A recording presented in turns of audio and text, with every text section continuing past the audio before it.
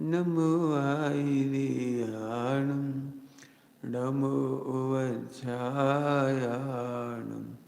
नमो लोये सबसाहूणम्।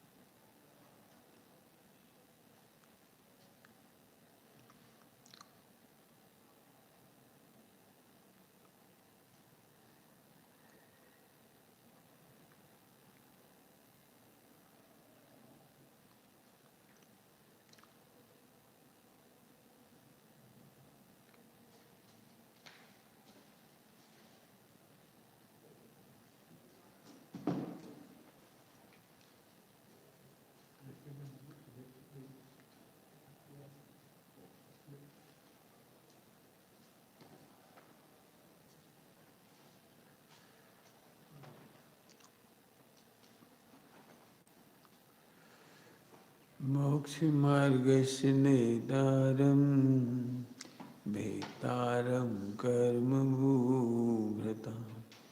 ज्ञातारं विश्वतत्त्वानां वन्दे तद्गुणलब्धये।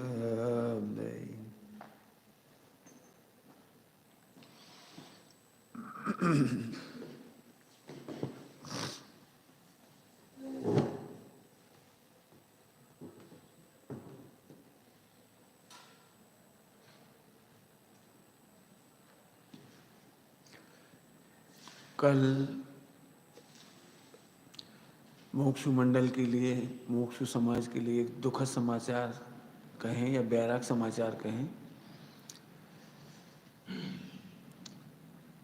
संवेगी केसरी चंद जी धवल,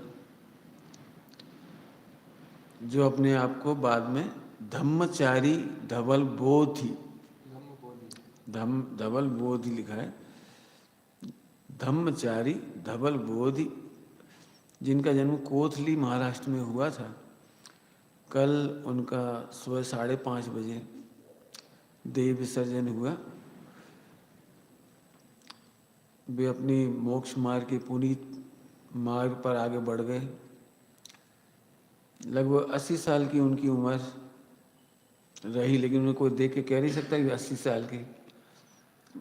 उनका जीवन, उनका दर्शन, सोच आज स्मरण करने का दिवस मैं अपने को सोचता हूँ। धवल जी, मैं बहुत छोटा था जब 10-12 साल का, तभी से 3 नाम बहुत फेमस चलते थे, धवल जी, अचल जी और युगल जी। और एक ब्रह्मचारी में और थे, मंगल, तो ब्रह्मचारी नहीं रहे बाद में, मंगल, यानी 4 शब्द चला करते थे। तो बचपन से एक बड़ा अट्रैक्शन था जैन समाज में, धवल जी, युगल जी, लान तक। मैंने एकदम अच्छा लगता था, जानने की जिज्ञासा रहती है। मैं मुश्किल से 12-14 साल का होऊंगा, तभी विदिशा में आपका महीनों महीनों आवास रहा, प्रवास रहा, आज पधारते रहे। तो आज यदि मैं कहूँ तो मैंने अपना एक छत्र छाया खो दी, मेरा खाद पानी खो दिया मैंने। उन्होंने मुझे खाद दिया है, पानी दिया है, बाढ़ दी है, संरक्षण दिया है। मैंने उनसे बहुत कुछ पाया, क्योंकि उनकी जो सरल और सहज प्रवचन पद्धति थी, सुने थे मैं नहीं सुने? सुनिए, सरल सहज पद्धति होने से एकदम अट्रैक्ट, बच्चों तक को अट्रैक्ट कर लेते थे। तो समझ में आते थे उनके प्रवचन, तो बचपन से उनके प्रवचन का लाभ मिला। आज ऐसे धवल जी के नाम से फेमस है, वो तब केसरी चंद जी धवल जी हमसे वियोग को प्राप्त हो गए, हम वियोग को प्राप्त हो गए, वो तो जहाँ होंगे हैं ही। आज उनका हम कृतज्ञता ज्ञापन करना चाहेंगे। उनका जन्म कोतली में 21 अगस्त 1941, मैंने आज़ादी के पहले का जन्म है। कोथली महाराष्ट्र, मोताला बुल्ढाना है ना, वहाँ पर है। इनका 7 महीने में ही जन्म हो गया था। 7 महीने में जन्म होने से एक तरह से इनका पूरा शरीर का विकास हुआ नहीं, इसीलिए इनके आंतें निकालनी पड़ी बाद में। पाचन शक्ति जैसी भी रही हो, खराब हो गई हो, निकाली गई ऑपरेशन करके। तो डॉक्टरों ने तो कह दिया था इनकी बचने की संभावना ही नहीं है। लेकिन माँ बाप ने यही सोच लिया था यदि ये बच्चा जीवित रहा तो धर्म के मार्ग में लगेगा तो हम लगने देंगे ऐसे। तो उन्होंने 12 साल की उम्र में ही इन्हें समर्पित कर दिया मोक्ष मार्ग में। बताऊंगा अभी धीरे धीरे सब। कल 20 नवंबर 2022 प्रातः 5:30 पर उनका अवसान हुआ। उनके पिताजी का नाम बिंद्रावन जैन, जो 1948 में गुजर गए। माने इनका 1941 में जन्म हुआ और 7 साल की उम्र के बाद ही इनके पिताजी अवसान को प्राप्त हो गए थे। इनके पिताजी बड़े गांधीवादी विचारधारा के और स्वतंत्रता संग्राम सेनानी थे। उस जमाने ही था वो, तो सब स्वतंत्रता संग्राम में काम करना उनका काम था। स्वाध्यायी थे और चुस्त आचरण वाली उनकी माता। उनकी माँ बहुत धार्मिक, स्वाध्यायी और चुस्त आचरण सेनानियों का पालन करने वाली। उनका नाम था श्रीमती कमल श्री जैन। उनका अवसान 1979 में अभी हुआ, मतलब अभी का मतलब अभी से भी 40 साल लगभग हो गए। 79 को अवसान हुआ, 42-43 साल पहले। आप गोलाधारी समाज के शराब की मूल आमनाएं। अब मूल आमनाएं वो क्या लिखते थे वो सुनने लायक है। सबसे पहले तो मैं ये कहना चाहूँगा कि ये वर्ड टू वर्ड उनसे लिखवाया गया मैंने उनसे जांच करवाई गई, वे बोलते हैं मैंने लिखा। तो इसके जो शब्द हैं बहुत ही, जैसे मोबाइल को वे कहते थे भ्रमण ध्वनि मोबाइल को कहते थे भ्रमण ध्वनि। उन्होंने अपना मोबाइल नंबर लिखवाया है इसमें, तो भ्रमण ध्वनि के नाम से। तो उसमें मूल आमना को क्या कहते वो सुनो आप।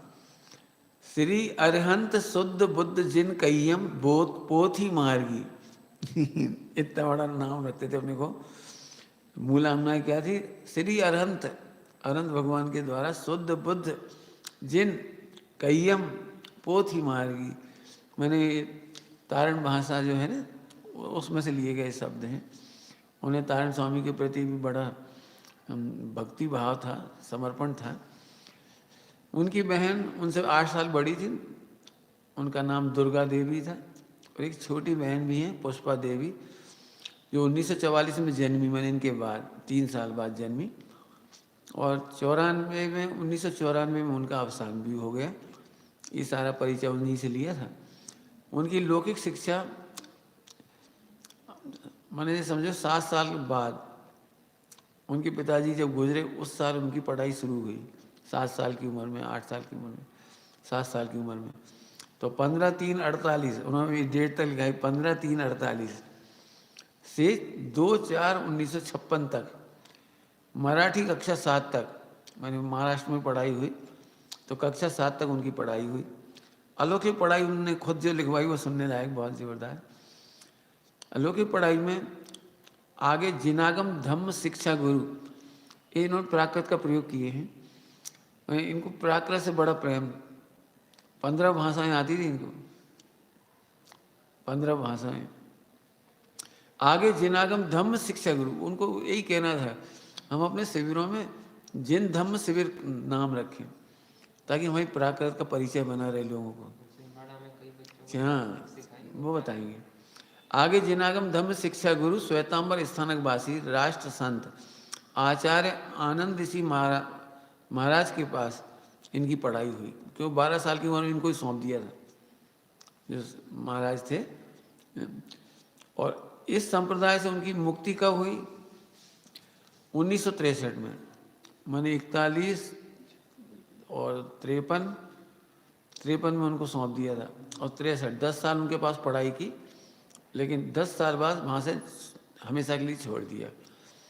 तो क्यों छोड़ दिया उसका कारण भी बताया उन्होंने कि जीव का लक्षण आश्रता तो मानते थे। मैंने मोह राग देश को जीव का लक्षण मानते थे। वहाँ पर। तो ये इन्हें समझ में नहीं आती थी बात। सिद्धों की वंदना के मामले में मतभेद था उनसे। क्रम आत्मशुद्धि का क्रम क्या था, या सिद्धों की वंदना क्रम का क्या था? सिद्धों की वंदना करना हो तो पहले ध्यान शुद्धि करो, फिर ज्ञान शुद्धि करो, फिर सम्यक्त शुद्धि करो, फिर जीवन शुद्धि, और फिर चार शुद्धि होती है। तो ये क्रम उन्हें पसंद नहीं था। इन बातों से मतभेद होने के कारण उन्होंने मुश्किल से, कितनी छोटी आयु हुई, 22 साल की उम्र में मतभेद होने से, मैंने परीक्षा प्रधान थी। मुझे ये कहना था कि धवल जी एक परीक्षा प्रधानी थी। बहुत कम विद्वान होते हैं जो परीक्षा करके जो सही लगता है वो उसे अपनाते चले जाए। जैसे प्रवचन करते समय मुख पट्टी लगा देते, ऐसे लगा देते, एक हाथ देखी तुमने, ऐसे ऐसे पढ़ ऐसे करते थे। तो वो कहते मुंह पट्टी इस पर नहीं लगा, मैंने इस पे नहीं लगा, इस पे तो थूक लगेगा और फिर अनंत पैदा जीव पैदा होंगे और फिर भाप से मरेंगे। जिनवाणी पर थूक नहीं गिरना चाहिए। जिन प्रतिमा पर जब भी हम अभिषेक करते हैं, प्रक्षाल करते हो, पाठ भी बोल रहे हैं, तो फिर पट्टी लगाना चाहिए। तो बुंदेलखंड में अभी भी रिवाज है, जब वो प्रक्षाल करते हो बोलते हुए करेंगे यदि, तो वो ऐसे पहन के ऐसे ऐसे बांध लेते हैं। ये मैंने भी देखा है। तो उनका कहना तो भले स्थानिक समाज ने मुंह पट्टी रखी है, तो वो सर्वथा गलत नहीं है, लेकिन बांधने की विधि गलत है। आप इस तरह से मत बांधो, इस तरह रखो ताकि जिनवाणी के बीच में आ जाए। तो मेरे ख्याल से एक ही विद्वान ऐसे थे जो अलग ही पहचाने जाते थे बिल्कुल, अपनी जिनवाणी के सामने बिल्कुल ऐसे ऐसे ऐसे, मैंने जिनवाणी पे ना गिरे, इस तरह से प्रवचन करते थे। पूरे टाइम 1 घंटा ऐसे रखते थे अपनी पट्टी को। 1960 में चोपड़ा खानदेश में श्रीमती बयाबाई धमसैया राम मंदिर वाले की ओर से तारण स्वामी विरचित तारण त्रिवेणी भाषा टीका ब्रह्मचारी शीतल प्रसाद जी की प्राप्त हुई। इसका मतलब देखो क्या हुआ, श्वेतांबर में गुरुओं को सौंप दिया हमारा, अनंग ऋषि को, क्योंकि उस गांव में अनंग ऋषि आते थे महाराष्ट्र में, तो उन्हीं का परिचय था माता पिता को। 8 साल तक संतान नहीं हुई, बड़ी बहन 8 साल बड़ी थी, तो उनके पास गए होंगे सब, पूछा हुआ संतान, तो उन्होंने पूछा यदि संतान हुई तो उन्हें उम्मीद तो थी नहीं संतान होगी, 8 साल तक हुई नहीं थी। बोले होएगी तो हम धर्म में लगा देंगे धर्म को दिया तब इनका जन्म हुआ। तो इसीलिए जब बोल दिया था ना, तो 12 साल बाद वो आए और ले गए, सौंप दिया, पढ़ाया उन्होंने। लेकिन फिर जब उसके पहले तारण स्वामी के जो 3 ग्रंथ मिल गए 60 में, 62 में, 52 में नहीं, वो 62 में वो अलग हो गए थे ना, उनको छोड़ करके श्वेतांबर धर्म का त्याग कर दिया था। तो 60 में ग्रंथ मिल गए थे तारण त्रिवेणी। मैंने उनके जीवन पर क्रांति करने का बहुत बड़ा श्रेय ये तारण त्रिवेणी को जाता है, जिसमें कमलवती सी वगैरह 3 ग्रंथ हैं, उसको जाता है। उसे पढ़ने के बाद उसमें तो गजब बात लिखी हो, तो बहुत शुद्ध रत्नत्रय की बातें सीधी सीधी। तब फिर इसलिए मैं 2-3 साल में पढ़ करके मुझे लगता है कि उनके जीवन में सबसे बड़ा क्रांति हुई, और इसलिए पूरे जीवन तारण स्वामी के ग्रंथों पर उन्होंने बहुत काम किया, वो मैं बाद में बताऊंगा।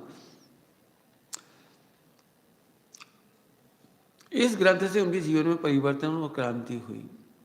भाषा ज्ञान, उन्हें मराठी तो आती ही थी, कि वो मराठी में जन्मे थे वहाँ महाराष्ट्र में। गुजराती, मारवाड़ी, हिंदी, कन्नड़, प्राकृत, अभ्रंश, पाली, मागधी और अर्धमागधी, इस सब भाषाएं वे लिख बोल लेते थे। मैंने बहुत बड़ी बात थी उनका पढ़ना लिखना बोलना, ये सब कुछ। बोली में भी बराड़ी बोल लेते थे, बुंदेली और मालवी। और जब कर्नाटक साइड गए तो कन्नड़ सीखी उन्होंने खुद ही से, तो वहाँ जाते थे तो कन्नड़ में भी बात कर लेते थे। स्वयं अपने अभ्यास से दिगंबर मूल जिनागम का स्वाध्याय किए। अध्ययन में उनके भारतीय वैदिक षट दर्शन, मैंने बहुत कम विद्वान है, अब तो ये शास्त्री करते हैं इसलिए पढ़ते हैं थोड़े बहुत, लेकिन उन्होंने जो डेप्थ में पढ़ा, तो जो शास्त्री लोग पढ़ते हैं अपने स्मारक वगैरह में कॉलेज में, वो तो उतना पढ़ते जितना उन्हें कोर्स में मिलता है, लेकिन इनके भंडार में आप जाके देखोगे तो अलमारी की अलमारी भरी है, कहीं से डेप्थ वाली किताबें बने, चाहे वो बौद्धों की हो, वैदिकों की हो, ये सारे लाना और पढ़ना। तो भारतीय वैदिक सदर्शन, अवैदिक ग्रंथों में चारवाक, जैन एवं बौद्ध तथा अभारती सभी धम्म दर्शन, अभारती मतलब पाश्चात्य वगैरह, इस्लाम पढ़ा, ईसाई ग्रंथ भी पढ़े उन्होंने, इन सब ग्रंथों का अध्ययन किया। जब मैंने पूछा आपको कौन कौन से विद्वानों का समागम हुआ, तो मुझे बहुत जानकर अच्छा लगा। बहुत कम लोग हैं जो अपने विद्वानों को याद करते जिनसे सीखा, लेकिन उन्होंने धड़ल्ले से सारे नाम बताए कौन कौन मिले उन्हें। मैं ये कहना चाह रहा हूँ कि उनके जीवन में गुण ग्राहकता के साथ साथ कृतज्ञता थी। तो उन्होंने बड़ी आदर से सब विद्वानों के नाम लिए। आप तत्समय के समस्त मूर्धन्य विद्वानों के संपर्क में रहे और आपने सदा इसने वर्षा में स्नान किया।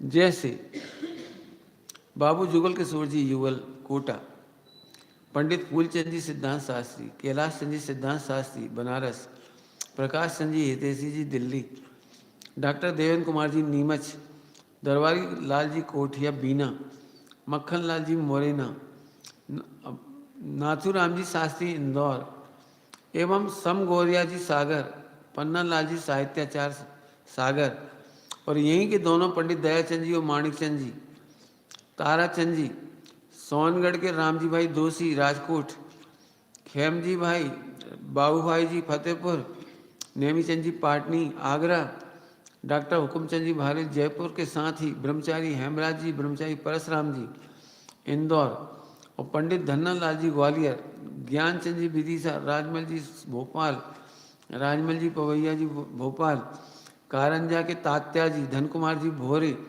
नरेंद्र भिसीकर जी। आपको इनसे यथा योग्य आज्ञानुशासन भी मिला।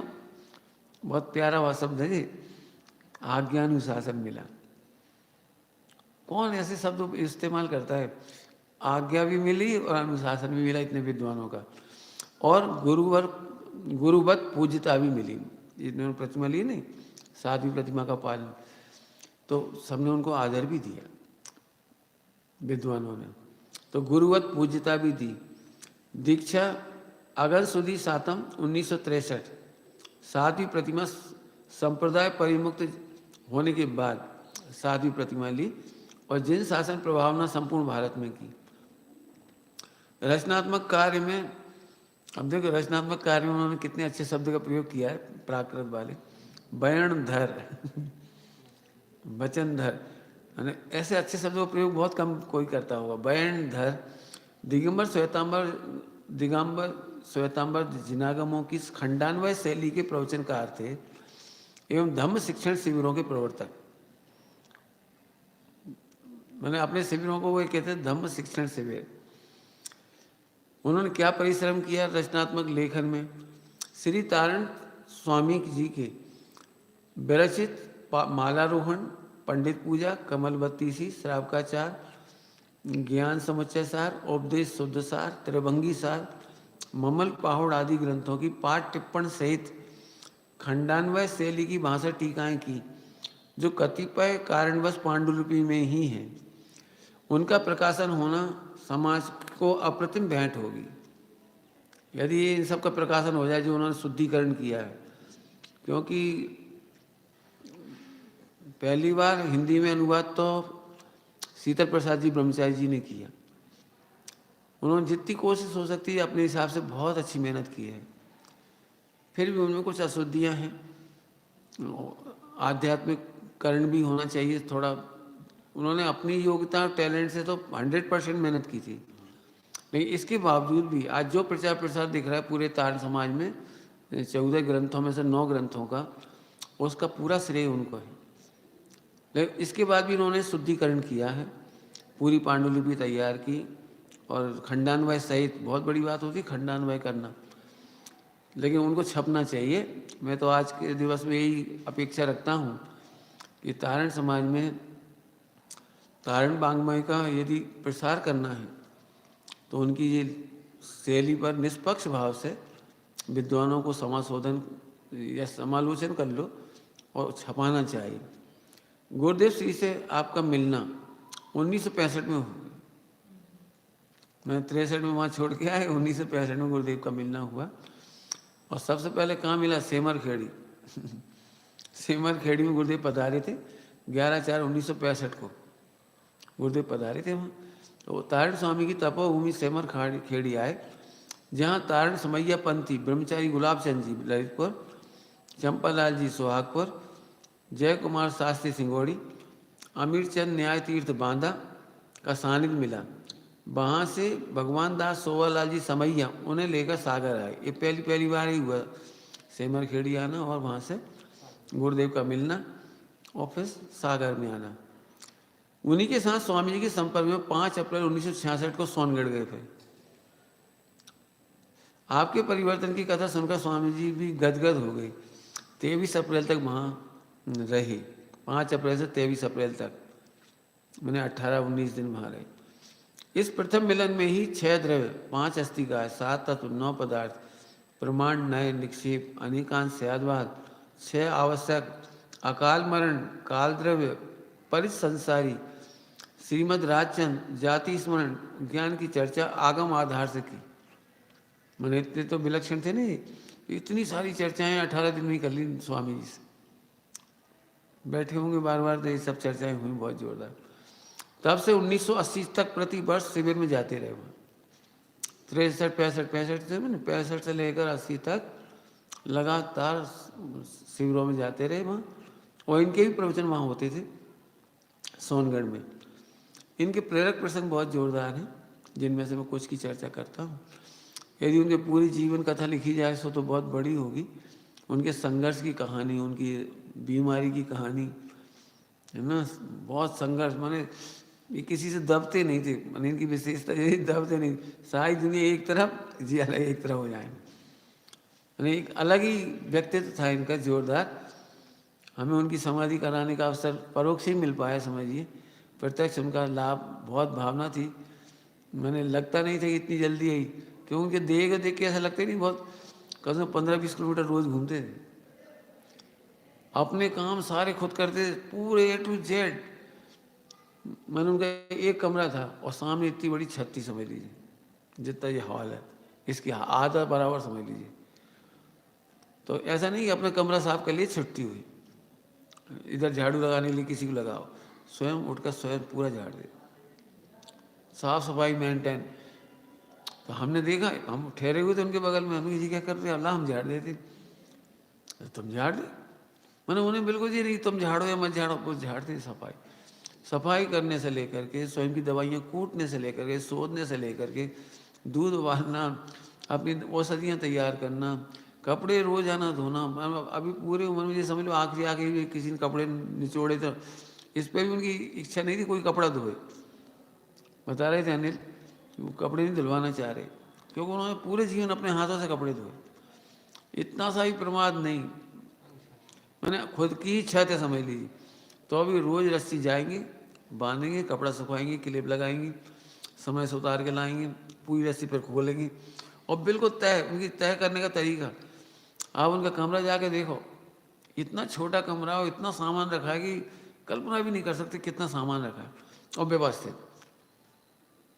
एक ग्रंथ का नाम लो तो इतनी अलमारियों से निकाल फटाफट ऐसा दिखा देंगे। तो पूरा कमरा सुव्यवस्थित एकदम बैल, मैंने अभी आखिरी तक पूरा उनका जबरदस्त रहा। दिगंबर जैन समाज में निश्चय व्यवहार के कारण जगह जगह विसंवाद के समय आपने सारे देश में जाकर अपने तर्क और युक्तियों, दृष्टांत शैली से बड़ी प्रभावना की। मुझे समझो कि ये पूरा अपना सिलवानी वगैरह तुम्हारा ये सब पूरा का पूरा बुंदेलखंड इधर का जो कवर किया उन्होंने, टीका वो क्या नटेरन क्या क्या टीक क्या अच्छे नाम है वहाँ पे सब, पचमढ़ी वगैरह उस साइड पूरे।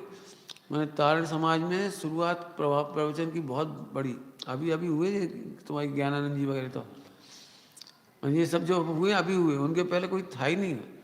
उन्होंने विद्वानों नाम दिए, कोई नहीं। तो एक इनकी धमाल थी, पूरे क्षेत्र में महीनों महीनों रुक करके खूब प्रवचन की प्रसंग, और उनके निमित्त से काफ़ी बैरागी ब्रह्मचारी वगैरह बने। फिर ये सब उन्हीं से पढ़ के निकले आगे, जितने भी निकले वहाँ से। तो पूरे समाज में जाकर के गुरुदेव के तत्व ज्ञान की विरोध तो चलता था, इनकी वजह से वहाँ प्रभावना चालू हुई। तो अपने तर्क और युक्तियों से, दृष्टांत से प्रभावना की। गुरुदेव श्री को भी पसंद थे तो सुनाया करते थे कि गुरुदेव श्री उनको अल्या कह के बुलाते थे। आपके यहाँ अल्या बोलते होंगे, मराठी में क्या बोलते हैं बच्चों को? अल्या, अल्या, छोटे बच्चों को जो भी हो, या गुजराती में बोलते हैं अल्या, तो वो सुनाते थे अल्या अल्या अल्या बोलते थे उनको, छोटे थे। युग पुरुष सतपुरुष कांजी स्वामी जी के रोग के समय परिचर्या करने का सौभाग्य आपको मिला था, क्योंकि 80 तक जाते रहे ना, तो निकटवर्ती हो गए गुरुदेव के, और उनकी सेवा का भी अवसर उन्हें मिला। अनेकों बार सेवा की धवल जी ने। इंदौर दिगंबर जैन उदासीन आश्रम में 24 अक्टूबर 1983 से 7 जून 1996 तक रहे। बिल्कुल डेट लिखी हुई इनको, किस तारीख हो गई थी? 24 अक्टूबर 83 से, मैंने परिवर्तन के समझ लीजिए 20 साल बाद। वहाँ पर 8 जून 1996 से फिर छिंदवाड़ा में विराजमान। और वहाँ से जब धीरे धीरे वहाँ मोक्षों का वर्चस्व नहीं रहा, उदासीन आश्रम इंदौर में, और रोज़ के विसंवाद होने लगे, तो फिर छिंदवाड़ा के अशोक जी, वैभव वगैरह, ये लोग उनको पूरा सामान लेकर अपने ले आए, और उन्हीं को फिर आखिरी अभी तक समाधि भी उन्होंने कराई। इंदौर आश्रम से ही ऐसे राजमल जी प्रज्ञा चक्षु, वे भी परेशान होने लगे थे, हैरान करते थे सब, तो खनिया धाना वाले लेके आए, और फिर समाधि उनकी मौ में हुई, सत्येंद्र ब्रह्मचारी जी वगैरह ने, और पंडित साहब के निर्देशन में, अमाइन के निर्देशन में, वहाँ पर उनकी समाधि हो गई पिछले साल में। आपके पिताजी की पहली संतान के बाद दूसरी संतान 8 साल तक न होने से एक बार श्वेतांबर स्थानकवासी ऋषि संप्रदाय के रत्न ऋषि जी महाराज सत्संग पधारे। तब ग्राम की महिलाओं ने उन्हें निवेदन किया, गांव में ऐसे ही होता है, महिलाएं पहुंच जाती, महाराज बच्चे नहीं हो रहे तो उन्हें रुचिकर नहीं लगा। परंतु थानक में जाने के बाद, धर्म सभा के बाद उन्हें विकल्प आया। अब देखो, प्रवचन के बाद नहीं लिखते, इनकी लिखने की शैली धर्म सभा के बाद। उन्हें विकल्प आया और उन्होंने चर्चा की, यदि संतान हुई तो उनके पिताजी ने कहा, जो भी होगा वह आपको भेंट दिया। अतः 12 वर्ष की उम्र में नानी एवं माताजी ने आपको संघ में पहुंचा दिया। समझ में आया क्या क्या समझ में? पिताजी तो एक्सपायरी हो गई इनके 5-7 साल बाद, तो 12 साल की उम्र में नानी और मम्मी थी। बहुत ही ईमानदारी की बात है कि जाके उनको संघ में सौंप दिया। आपने अनेकों श्वेतांबर दिगंबर साधु साध्वियों को अध्ययन कराया, अनेकों, बहुत जाते थे पढ़ाने के लिए सब जगह। स्थानीय बच्चों को भी बड़ी लगन से पढ़ाया। मैंने जो छिंदवाड़ा के बच्चे हैं, उन्होंने काफ़ी युवाओं ने लाभ लिया उनका। सबसे बढ़िया उनकी एक विशेषता थी, बालक बस सरल, हास्य प्रिय, मैंने हंसी मजाक बहुत, मैंने आप उनके सामने बिना हंसे मजाक के रह ही नहीं सकते। उन्हें एकदम है ही, उनका नेचर ही ऐसा, बिल्कुल बातें खूब करते थे, और इससे उनके जीवन में कभी डिप्रेशन वैसा हताशा नहीं रही। खूब हंसना बोलना, बिल्कुल खुल कर। तो निष्कपट व्यवहार के लिए जाने जाते थे। मेघा बहुत तीव्र होने से, 15 भाषाओं पर अधिकार होने से सारे भारत में प्रवचन प्रवाह सहज है, सहज ही हो गया उनका। वो स्त्रीकरण करने में चौकस रहते थे बहुत, कभी विद्वानों के लड़ाई झगड़े नहीं फैलाए उन्होंने। उपवन और स्त्रीकरण करने चौकस थे। पैनी निगाह थी, मैंने बहुत तेज बुद्धि थी, जो आपको भाषा से झट पकड़ लेंगे आप कहना क्या चाह रहे। संस्कृति के खिलाफ कोई कार्य सख्ती से नापसंद। मैंने ये समझो, यदि वो शिविर में आ गए, मान लो जयपुर आए या जयपुर वाले शिविर में आए और वहाँ कोई बात गलत लगी, पहले तो वैसे कह देगी, अलग से नहीं मानोगे तो फिर भरी सभा में कहे बिना नहीं रही।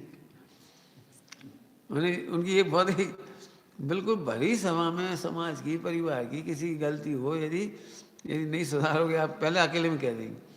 जैसे एक बात के लिए बहुत जाने जाते हैं, सबको अच्छी तरह से याद है हिंदुस्तान में, जैसे उनके दिमाग में चढ़ गई कि काले कपड़े नहीं पहनना, चढ़ गई बस, कृष्ण एशिया के कपड़े मत पहनो, काले परिणाम के कपड़े मत पहनो, उन्होंने लाख समझा दिया। इसके बाद कोई पहन के आया तो चाहे वो महिला हो चाहे पुरुष हो, उसकी खैर नहीं मैंने भरी सभा में बिल्कुल भरी सभा में जाओ निकल जाओ, बंद कर दो, आने में कपड़े बदल के आओ जाओ। मैंने तो काले कपड़े पे चाहे कोई काला पैंट भी पहने आए ना तो अभी ऐसा बहुत प्रसंग घटे, बाद में घटे, पहले तो मुझे याद नहीं, क्योंकि मैं तो उन्हें 75 से सुन रहा हूँ, लगभग 75 में, 89 में, फिर 85-86 के बाद भोपाल में 10 साल, विदिशा में, है ना, खूब सुना उनको। तो ये आखिरी में बहुत ऐसा हुआ, मैंने जो उनके दिमाग में था कि ऐसे होना चाहिए, नहीं ऐसे ही होना चाहिए। अपना कार्य करने में स्वावलंबी, अल्पायु में ही प्रवचन करने का अवसर मिल गया था। बहुत छोटी उम्र में गांव में प्रवचन प्रारंभ कर दिए थे, 12 साल की उम्र में। अब पहले ज़माने में लोग पढ़े लिखे नहीं होते थे गांव में, तो गीता के प्रवचन और नाटक में बहुत भाग लिया, बता रहे थे नाटक बहुत किए उन्होंने गांव में।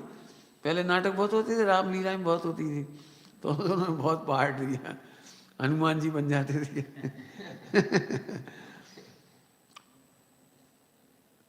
दिगंबर श्वेतांबर समैया समाज, जैनेतर समाज में भी, अजैनों में भी आपका सम्मान रहा।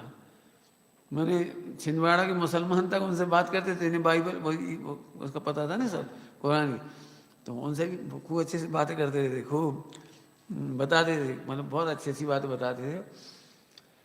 1971 में धवल जी पधारे थे पहली बार छिंदवाड़ा पहली बार पधारे थे।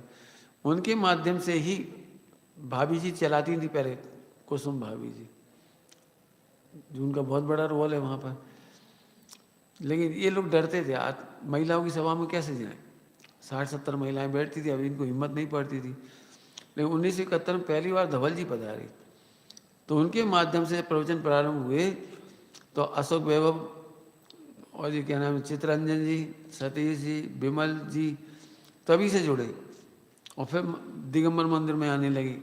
पहले मंदिर में नहीं आते थे दिगंबर मंदिर, इनके बाद हिम्मत पड़ी आने की, 1971 के बाद मंदिर में आने लगे। तो इस तरह से बहुत सारे युवा उसके बाद जुड़े सारे। मैंने महिलाएं तो बहन जी से जुड़ गई थी, भाभी जी से, और ये जुड़े इनसे। छिंदवाड़ा की एक घटना मेरे सामने की जो मैंने लिखी संस्मरण में, एक व्यक्ति के बारे में पता लग गया कि ये दारू पीता है, जैन होकर के भी, इससे बात मत करना, ये बहुत नशे में रहता है शाम का समय था, 4-6 लोग समाज के आए, वो धर्मशाला का विवाद था, धर्मशाला विवाद का मामला था कुछ, है ना, सब आए तो बात बिल्कुल हंस के बात कर रहे, बिल्कुल सरलता है। और फिर क्यों, मैंने सुना तू दारू पीता है तू दारू पीता है। अब बेचारा पहली बार तो मिला था वो सक पका जाती, अरे तू क्या पिएगा, मैं पीता हूँ, तू तो सुबह पीता है शाम को उधर जाती, इतनी कच्ची शराब पीता है तू। मैंने तो मोह महामत पी रखा है और मैं नहीं कहा को तीर्थंकरों ने तक अनाधिकाल से वही मोह महामत पी रखी थी, तेरी क्या बात है मेरी क्या बात है। अरे वो नशा कभी उतरता ही नहीं है, जे नशा तो सुबह पीता है शाम को उतर जाता है, शाम को पीता है सुबह उतर जाता है। मैंने उसको वो बात भी कह दी और हंसी मजाक भी हो गई उससे, है ना। साहित्य प्रेमी थे, हमेशा अच्छी पुस्तकें खरीदना पढ़ना उनकी अद्भुत हॉबी थी। उनके कक्ष में अच्छी खासी लाइब्रेरी है, मैं वैसे उसका लाभ लेना चाहूँगा। वे सप्रमाण इतिहास की याद आती है, आप उनसे बात करो, एक तो याददाश्त बहुत, तो एक मैंने आपके क्या नाम है महाराष्ट्र में इतिहास है बहुत बड़ा, वहाँ एक संप्रदाय है बहुत अच्छा, मैं ये भूल रहा हूँ अभी, मुसलमानों में हैं, वही मुसलमान काले कपड़े पहनते हुए लोग, काले कपड़े, अब बताता हूँ मैं आपको। तो काले कपड़े पहनते हैं, उनका इतिहास यह है कि वो दिगंबर जैन थे, और वो मुसलमानों के भय से वो कोई प्रतिमाएं तोड़ ना दे, नष्ट ना कर दे, तो उन लोगों ने अपनी प्रतिमाएं दीवार में छाप दी, दीवारों में। तो वे लोग क्या करते थे, अब 10 लक्षण पर्व वगैरह है ना, अष्टमी चौदस, तो दीवार की साइड हाथ जोड़कर पूजा करते थे उनके बुजुर्ग लोग। मालूम है भगवान ही विराजमान है, तो वो ऐसे करते थे पूजा। तो उनकी वो पद्धति आज तक चल रही है वो गाँव में। 10 लक्षण पर्व, अष्टमी चौदस वगैरह, वो वहीं पे रात्रि भोजन नहीं करना, आलू नहीं खाना, अवक्ष नहीं खाना, ये वो पद्धति बहुत समय तक चली रही उनकी, मुसलमानों में भी। हाँ, एक समाज है पूरी जो भी है, तो इतिहास ही है उसका। तो अब पीढ़ियाँ बदल गई, पीढ़ियाँ। इन मुसलमानों से धंधे भी अलग है उनके। हाँ, धंधे भी अलग है उनके मुसलमानों से। और काले कपड़े इसीलिए पहनते हैं कि वो शौक के प्रतीक, हमारा मूल धर्म छूट गया, उसके शौक के प्रतीक काले कपड़े पहनते हैं। तो उन्होंने पूरा इतिहास सुनाया उसका। तो वो उन्होंने मकान बेच दिया, अपनी झोंपड़ी बेच दी, झोंपड़ी। तो जब फिर से बनाना था ना, दीवारें गिराई तो उनमें प्रतिमाएं निकली, तब पता लगा कि इनका इतिहास क्या है, ये क्यों दीवार की साइड सिर करके नमस्कार करते थे, क्यों पूजा करते थे। ये नमाज नहीं करते थे, वे भगवान की ही पूजा करते थे, लेकिन बैठते ऐसे थे जैसे सबको लगे ये नमाज कर रहे, और सामने प्रतिमाएं होती थी। ये तो बिलेरी वगैरह में, पुष्पवती, वो वहाँ कटनी के पास, वहाँ सैकड़ों प्रतिमाएं निकली वहाँ पे, दिगंबर प्रतिमाएं। बालक व चंचल स्वभाव था, उन्हें सदा युवा सिद्ध करता था, मतलब बुजुर्ग नहीं लगे हुए, कोई कह नहीं सकता था उन्हें देख के ये वयोवृद्ध हैं, इतने बढ़िया उनका स्वभाव था। मेरे से जब बात होती थी तो अक्सर वे ऐसे ही कहते थे, अपने आप को ढूंढिया कहलाना वे अच्छा मानते थे। ढूंढिए समझे, एक संप्रदाय होता है श्वेतांबरों में, ढूंढिए माने अच्छी बातें ढूंढो, उनका वो अर्थ नहीं था, जो ढूंढिया नहीं अर्थ है उनका, कहला ढूंढिया तो सभी लोग हैं, मैंने ढूंढिया शब्द तो चलता तो वह है, लेकिन इन्होंने अपने यहाँ प्रयोग किया कि मैं तो अच्छे अच्छे गुणों को ढूंढता हूँ, सही बातों को ढूंढता हूँ, सही संस्कृति को ढूंढता हूँ, सही इतिहास को ढूंढता हूँ। अपने आप को ढूंढिया कहलाना उन्हें अच्छा मानते थे। वे शोध खोज पर विश्वास रखते थे, इसीलिए कभी किसी पंथ पर सर्वथा समर्पित नहीं दिखे, सर्वथा समर्पित नहीं दिखे, ये सही है, जहाँ जहाँ अच्छा लगता है वो सबकी बात कर रहे हैं। इससे समाज में उनका विरोध भी बना रहता था इसलिए विरोध बना रहता था उनका। सभी विद्वानों, क्योंकि अभी आज दुख इस बात का है कि एक पुराने माने विद्वान थे स्वामी जी के पहले भी और बाद में भी, एक एक करके अब सितारे अस्त हो रहे हैं। अब आज देखा जाए तो कितने सितारे बचे, युगल जी नहीं रहे, उत्तम चंद जी नहीं रहे, बड़े दादा नहीं रहे, बहुत सारे, मेरे नाम लूँगा तो बहुत सारे, जितने अभी नाम पढ़ के सुनाए उनमें से नहीं रहे, बहुत सारे नाम पढ़ के सुनाए वे भी नहीं रहे, पंडित ज्ञानचंद जी, मैंने बहुत सारे, बाबू भाई जी, मैं अपनी ओर से देखूँ ना तो हमने हरा भरा संसार देखा, स्वर्णिम सोनगढ़ का समय में मेरा जन्म हुआ ना, तो बहुत 63 से लेकर अभी तक बहुत विद्वानों देखा। तो आज मैं अपने हिसाब से कहूँ तो मुझे एक और मेरा बहुत बड़ा सितारा हमारे लिए अस्त हो गया। आप लोगों के लिए तो अब नई पीढ़ी मिलेगी, लेकिन हमें जो पुरानी पीढ़ी मिलती थी वो, तो आपकी एक बहुत अच्छी बात थी, आप सारे विद्वानों समाज के मार्गदर्शक थे। उन्हें कभी उनसे जेलसी नहीं, उन्हें आगे बढ़ाना, उनका समर्थन करना, उनकी गलतियां दूर करना। यदि मेरी भी कोई गलती पता लग जाती पूछते, इधर आओ, क्यों तुम्हारे बारे में हमने क्या सोचा सुना, मैंने ऐसे कहते बिल्कुल, यदि कोई गलती बात है तो बिल्कुल बताना, उस मार्ग को समझाना पूरी बात। मैं ब्रह्मचारियों के रक्षक थे, बहुत अनेकों बार संकटों में आपने समझौते कराए समाज में, समन्वय एवं बुद्धि के धनी होने से समाज में आपका बड़ा आदर रहा। मैंने जब पहली बार देखा था उस समय की दृश्य मुझे याद आता है, तभी कुर्ता पजामा पहनते थे, पहले तो घरों में ही भोजन कर लेते थे, फिर बाद में अपनी एक लकड़ी का पात्र, श्वेतांबर जैसे एक पात्र लेके जाते थे, उसी में खाते थे मैंने कहा जो अच्छी चीज़ होती है वो करते थे। तो हमने पूछा ये क्यों करते हैं आप, ये तो श्वेतांबर में, बोले श्वेतांबर श्वेतांबर की जाने, लेकिन सही है ये, लकड़ी शुद्ध होती है। और अभी मैं भोजन करके आता हूँ, 2 घंटे बाद बर्तन मांजती, ये सबसे पहले ये करेंगी, फिर बच्चे करेंगे, पुरुष लोग करेंगे, फिर महिलाएं खाएंगी, 12-2 बजे बर्तन मांजेंगी। उसमें अनंत जी पड़ जाती है। और थाली रहती है, जूठी रखी रह जाएगी, वो 3 घंटे 4 घंटे बाद उसमें जी पड़ जाएगी अनंत। नहीं, अपनी लाओ, अपनी माँ पहले एक थाली ले जाते थे, स्टील की थाली थी, पहले मैंने देखा भोपाल में, तो अपनी थाली निकाली, धोया, हाल के हाल माजा, धोया और ले आए वापस। ये थाली वाली पद्धति तो जैन समाज में पहले ही प्रचलित थी। हम लोगों ने थालियों में भोजन किया है पहले, अपने घर से ले जाते थे। जो पंगत वगैरह होती थी इंदौर में और विदिशा में भी, तो सब अपनी अपनी थाली ले जाते थे, जिन्हें पत्तल में नहीं खाना रहता था ना, पत्तल वो होती थी पत्तों वाली, तो अपनी थाली ले जाते थे।